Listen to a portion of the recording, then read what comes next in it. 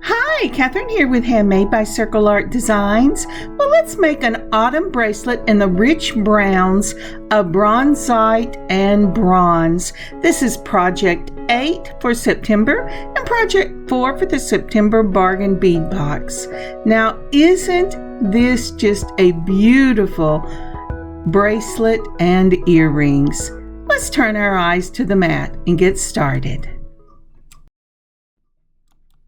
So as we turn our eyes to the work table, we'll see my lovely glass mat here. It says, "Give thanks to the Lord," and it's from Psalms 106:1. And I really do want to give thanks to the Lord. Let's see here. Let's get this cleaned up a little bit. This is the problem with glass. You always have to clean it up. But I'm always so thankful whenever I go to take this out and nothing has bumped it and it hasn't gotten broken over the last year since I put it out before. So truly giving thanks to the Lord just for the joy of this beautiful glass mat makes my heart happy. This little glass mat came to me one year, of course, via my daughter, because I think every time she goes out shopping for herself, she decides she's going to bring something home for me, and it's always a surprise. And I just love the things that she picks out. And look at those fall colors. Do you have fall colors yet in your life where you live? Truly, I am thankful for the small blessings I see every day in my life. How about you? What are you thankful for? I know that there is something in your life. All right, let's turn our eyes to the mat. All right, here. Now let's start off with this Bronzite. Now this is a matte round in a size 10 millimeter. And let me see if I turn this over. Do you see how dusty that looks? Now when I first took these out, and let's see, maybe I show it to you. I have done something to them since, but they were so dusty and dull and powdery. But I remembered some wood beads I had, and if you rub them between your hands, look at the difference in those beads, because I don't know exactly why, but the oils from your hands and your skin really give it that beautiful luster. And boy, I just took them and just rubbed the dickens out of them. But aren't those beautiful? And whenever you do rub them, you can see all the different browns in that Bronsite. They are just gorgeous, gorgeous beads. And because they absorb the oils in your skin so well, they should look even better the more they're worn. My tongue went, come on, Kathryn, you can get that out. All right, so this is some flower bead caps that we got. Now these are 8 millimeter and they're in the antique bronze, and I think they're beautiful. And you say, well, you got 10 millimeter beads and 8 millimeter bead caps. That's the way I like to do it, so I have more of the beads showing. Then also from the September bargain bead box, we have this 6.5 millimeter daisy spacers. Usually I use these individually between the beads, but we're going to do something just a little different in these bronze spacers, and I was so glad we got so many of them and that they were a 6.5. That makes them about the same size as the bead cap. Now we also have this bronze right here from my own stash. These are in 3 millimeter spacer balls, and I picked those up off of Amazon. You can still find them there. They come in a group of silver, gold, bronze, and gun barrel. The next thing, I'm going to take one of the toggles from the September bargain bead box. So as you can see, everything so far has come from the September bargain bead box except for my own spacers. And isn't that pretty? That just makes a beautiful brown colors. Now I am going to use the copper color in the metallic soft flex wire for this, and I'm going to use these copper number 1s from Beadalon. So this is a mixed metal, if you will. I pulled out a couple of my wire guards and the antique bronze, and that also came off of Amazon in a kit that had lots of different colors. Now I want about a 7 1/4 inch bracelet, so I have cut about let's see here, 8.5. Yeah, I've cut about 8.5 of the soft flex. And normally I do it on the wire, but for this one, to be real honest, I had already cut for something else, and I had exactly the right amount left whenever I finished the piece that I was doing. So never throw your pieces away. You never know when you can use them for something else. I'm going to go ahead and put some of these number 1 crimps out. And since this wire has already been cut, I'm going to start out by putting on my wire guard. Now to put on this wire guard, I'm going to go up through the tube. I'm going to go around the top of the wire guard. This kind of looks like a small N or an upside down U. And then I'm going to go back through the tubing on the other side. I'm using as little of the wire as possible because I'm saving it for my bracelet. I'm going to go ahead and put on my crimp, making sure that your wires are parallel and not crossed. If they're crossed, you can't, it's very hard. I guess maybe you can, but I never have got a good crimp. And you want the wire, this will, when you mash it in the back part, which is the largest of the half circles, it will make a little M on there. Let's try it again. We're going to put it in the back. I'm using there you go. Can you see that? Then mashing it down.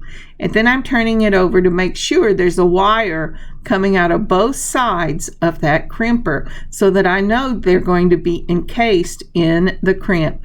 Do a 4th turn, put it in the front, and then mash that little M together and give it a tug and make sure that it is really on there tight. All right. If you've watched for very long, you know that anything I use a crimp on, I always put something with a larger hole as the first of the beads. And so that is, for that, I'm going to go ahead and put on one of my spacer balls. Now, the problem came, let's see, what do I want to do? Is this goes on really well. See, I'm rubbing it again. I'm taking every opportunity to get this in the oils of my hand. It probably helps that I use hand cream sometimes because I do so many dishes that, you know, it dries out. And I'm not one to wear gloves, even whenever I'm doing when I'm doing dusting or I'm cleaning with whatever type of cleaner. I just go right at it, and so I dry out the tips of my fingers.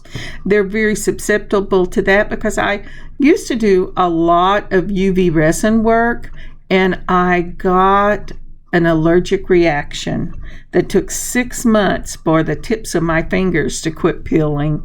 And so they don't peel anymore, but they dry out really quickly. So I put on a bead cap, I put on one of the 10 millimeter, and then I put another bead cap on. And I had to cut just the little bit of that wire off because it would not go through my bead a second time. So isn't that pretty? Spacer, bead cap, 10 millimeter Bronsite, bead cap, and then another spacer. Now, this is how I'm using the daisies. I have put 3 of the daisies on after the spacer. And when you get this put all together and you have it on, I know they're daisies, but they give that look of teeny little pine cones. If you had bronze pine cones to put on this, it would be gorgeous. But I didn't, and the little daisy spacers just cried out to be used. And I went, I got it. We're going to use that. And I love the end results. So after you have put on your spacer, daisy spacers, you put on another of the 3mm spacer balls, a bead cap, then the Bronsite, a bead cap, a spacer ball, and then 3 more of the little daisies. And it looks just like this. Let me get you a picture. All right, so starting at the bottom, again, we have gone ahead and put on our wire guard, and we have crimped it. Next, I added a number 3mm spacer ball. You can go up or down as long as your wire can fit on it. We want a little bit of a tail on this crimp. Next up will be our bead cap. This is an 8mm bead cap, the 10mm Bronzite, and then the 8mm bead cap, and another 3mm spacer ball. Next, we're going to add 3 of the daisy spacers in that antique bronze. And if you look at it here with the spacer balls on both sides, it really is reminiscent of a pine cone, and that makes my heart truly happy. Next up comes the spacer ball, another bead cap, your Bronzite, a bead cap, and another spacer ball, and then again 3 of your daisy spacers. Now, if you are not looking for that look of maybe a pine cone, you can add more spacers or less. I might not, if it was me, I would only do the minimum of 3. But I just really love this look, and I think you will too. All right, let's go ahead and continue on.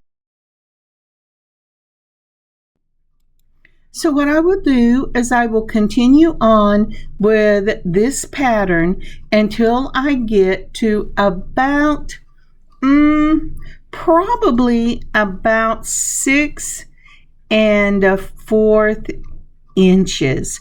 Remember, I want 7 1/4, at the maximum 7 1/2, and I still have to account for the beautiful toggle I'm going to put on the back.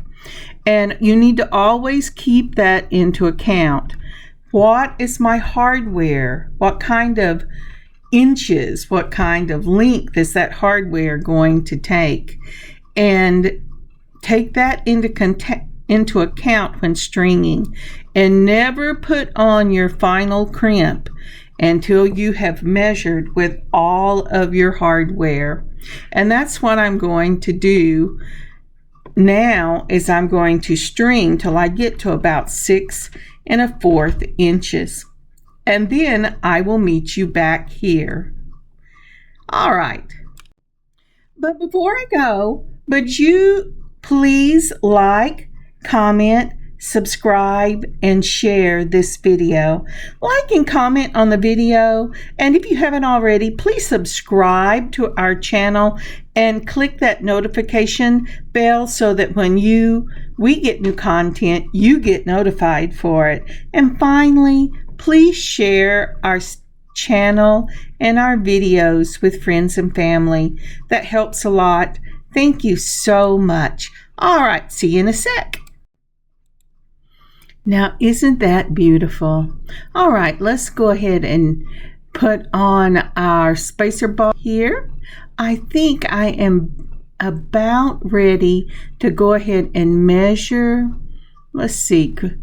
Oh, come on. Do you ever have times whenever the little spacer balls you have just a slight rough edge and your wire does not want to go in? But look at that. Isn't that beautiful? All right, so let's put this out, because I am going to use I'm going to use an oval jump ring for this in the antique bronze. Now, I could have just used the wire and not put on a wire guard at all, except I didn't want the wear and tear on my wire.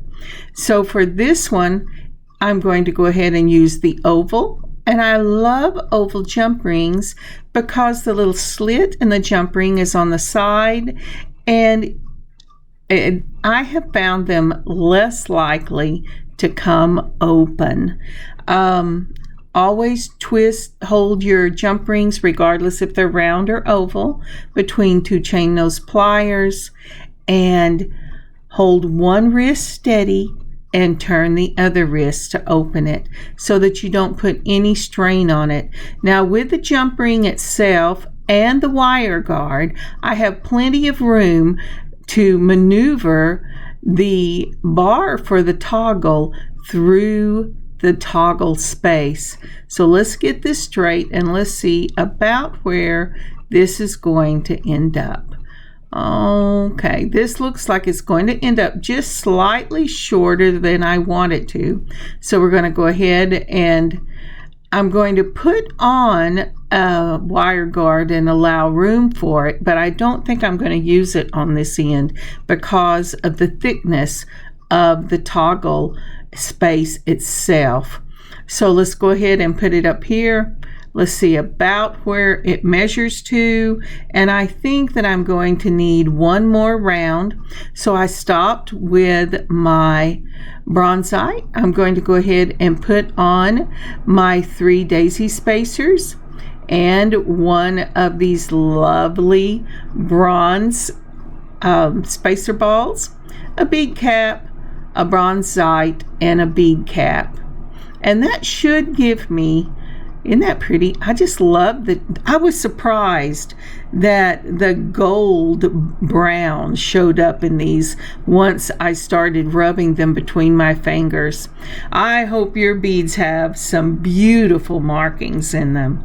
And you know, if you don't have these, brown wood beads would be pretty with this, or any of those glass browns in a matte finish would be beautiful with this. But the Bronsite is just perfect in that rich brown color. So let's go ahead. I've put that on number 1 and I'm going to build it out, and we're going to see about where I think we're going to end up. And put on that, and that looks like I'm going to be right at the point where I need it. Remember, measure twice, at least twice, before you put this crimp on, because once you crimp this down, there is no going back. Now, the first thing I'm going to do is I'm going to go ahead and I'm going to put on the wire guard. So let's go ahead and get that down, and we're going to bring it through the tube, around, and back down. Now, once I get it up through the tubing, around the top of the wire guard, and back down, I'm going to go ahead and check out the toggle on that wire guard.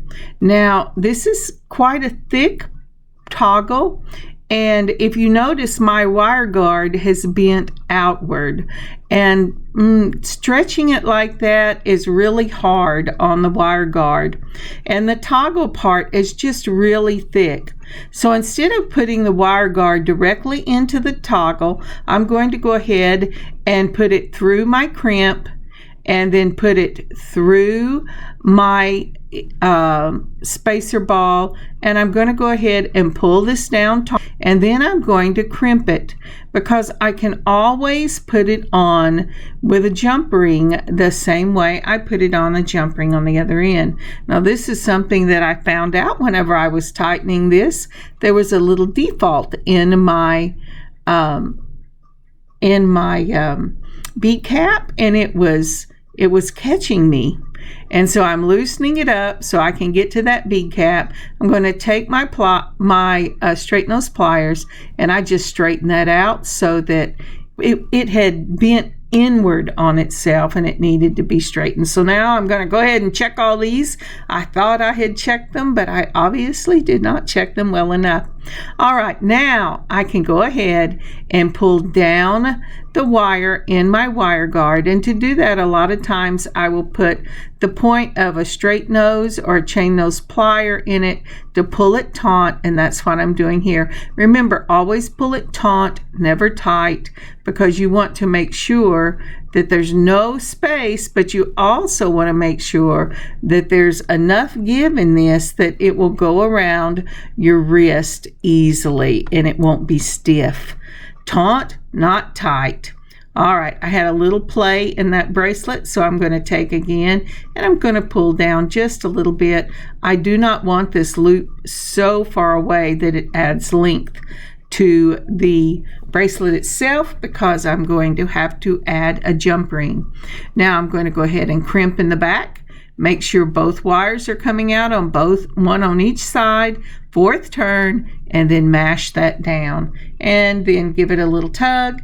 Move the wire over to one side and use my flush cutters. And I picked up the wrong ones. I do not use the green ones on this copper wire, but it worked fine, so I'm praising God for that. All right, and then I'm going to go ahead and put this on with a jump ring. Now remember what we said. When you're using these jump rings, hold them with a slit at the top. Hold one side straight, the other side turn, so that you don't put stress when you're opening that. And I have to tell you, even with these oval jump rings, I had a bit of a trouble getting this to close. And it wasn't that there wasn't enough space, because it ended up being enough space, but the jump ring was so wide that it didn't want to go in. So be aware of that if you're making one of these bracelets for yourself. Now I'm rocking it only on one side to make sure that goes closed. Got it closed, and this is the finished piece. Now isn't that pretty? Those rich autumn browns are just gorgeous. The toggle fits beautifully. The bracelet is amazing, and I think I'm going to just wear it while I make the matching earrings. All right, let's straighten this out just a little bit so I know what I have to work with, and let's get started. So I thought long and hard about what I wanted to do for these earrings. I could have just done a simple drop, but I wanted to put that metallic copper in the soft flex. I wanted to use that for this, and because once I finish, you really can't see the rest of it.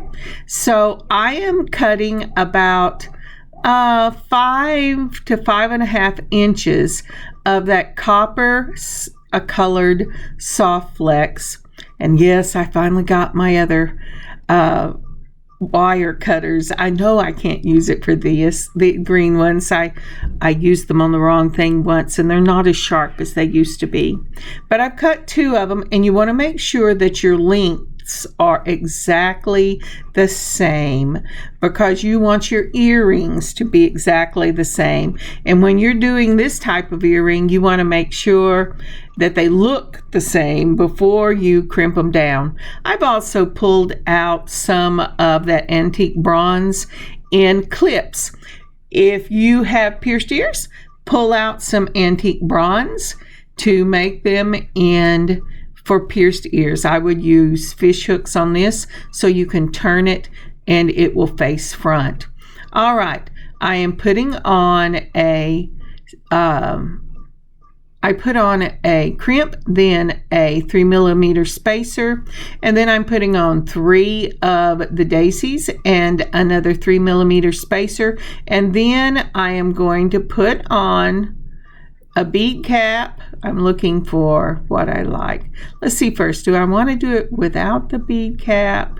No, I think I'm going to go ahead and do the bead cap, because I want them to look the same, so that you know it's a matchy-matchy. Okay, I had kids. I wanted them to be matchy-matchies. All right, so go ahead, and these were boys. Go ahead and put on your bead cap and your 10mm Bronzite and a bead cap, and then a spacer, 3 more of your daisy spacers. Let's do that just like that. And you're going to put on another one of the spacer balls. So this is basically what you did for the bracelet. And then another of your crimps. Now I'm not crimping yet, but that's what that is going to look like on the bottom. Now I am putting my wire where it's unevenly spaced. I want to make my teardrop the length that I want it, but I want one side of my wire to be longer than the other side. And the reason I do that is because one of these wires we're going to cut. Once I get it about where I want it, I'm going to go ahead and crimp down one side of the beads I have put on, just like we've done all the other crimps, holding that wire in the same place so I get the middle. I want that big old Bronzite to be in the middle. I'm going to go ahead and take my crimp and I'm going to crimp it on the other side. And this will hold your beads in the center of your loop. Now, do you have to crimp? No, but I am a stickler for it being in the middle, and so I made sure that I went ahead and crimped on both sides.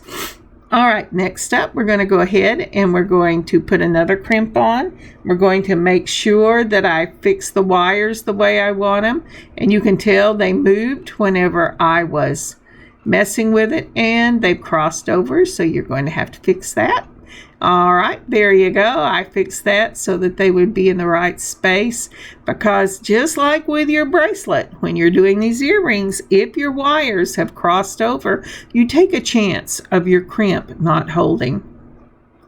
I'm checking to make sure my wire is unevenly spaced on the top because I'm clipping one, and that it's making the size teardrop that I want for these earrings. I'm going to go ahead and crimp both sides, and now I'm not cutting this yet because I want to use this as the example to make the other one, and I'll make it and show you. Here you go. So now we have two of them. The wires are exactly the same. The teardrops are exactly the same. And I'm going to go ahead and finish these up. Now, because I want my earrings to face forward, and I do not want them to face the side, and I'm using clips, which already has the hole in, not crimps, clips, already has the hole going vertical whenever the piece that I'm making goes horizontal. I will not need to use jump rings on these. So that means I have to be very careful. I've gone ahead and put on my spacer ball, and then I did not like what happened here, but I'll show you in a minute. Okay, we're going to see how this works, if it will go into the spacer ball. It did not want to go in because I already had two wires in it. So I will add a second spacer ball for this earring. And that's what I'm messing with right here. I'm going, can I get a second wire through there? And I just couldn't. And I was afraid to clip it much more. It needed some of the space in it. And so I'm going to just magically move us through this part. So I went ahead and pulled this back off. I put a second spacer ball so I would have a place for my tail to go through. And now I'm crimping it after I've made it the size I would like it. I'm going to go ahead and I'm going to use my flush cutters and cut it right up against that second spacer ball. So you will have two spacer balls on here, one to hide the tail from the first crimp and one to hide the tail from the second. And if you had a bigger ball that you could put on here, just slightly bigger, it would be fine. But I did not, and I did not want to cut the tail completely off because there's a lot of weight on here. Again, so what I'm doing is I'm cutting off the extra wire just a little above where that spacer ball is going to be. I'm going to put on two of the spacer balls, one to hide the tail for the first crimp and one to hide the tail for the second. Then I'm going to go ahead, I'm going to put out some more of my crimps because I obviously miscounted, or more than likely I hit it with something and I have thrown them off on the carpet, never to be seen again. I need one of those little plastic things so you can sweep up the things you've dropped as opposed to vacuuming them. Now, once I get that crimp on, I'm going to go ahead. I'm going to put it through the crimp, through the spacer ball. I missed it. I'm going to have to get it through that spacer ball. Come on, you can do this. I know you can. All righty, down one. And come on. It says, nope, you can't. Forget it. But I know you can because I did it before. All right. Try it one more time. So through the crimp, and it just does not want to go. I wonder if I got a small crimp, a zero in by accident, but I don't think so. I think my hands are just tired and my eyeballs, I know, are tired. All right, so I got it through. And now I am adjusting the loop so that it will be the same size as the loop on the other earring, because the length will be either added to or subtracted from by what you do right there in that loop. Let's see here. One more adjustment and I think I will have it. Let's see. Oh yeah, that looks good. All right, tightening everything up, making sure there's no gaps. That's okay, that looks really good. Okay, now we're going to crimp. We're going to crimp in the back with a large half circle.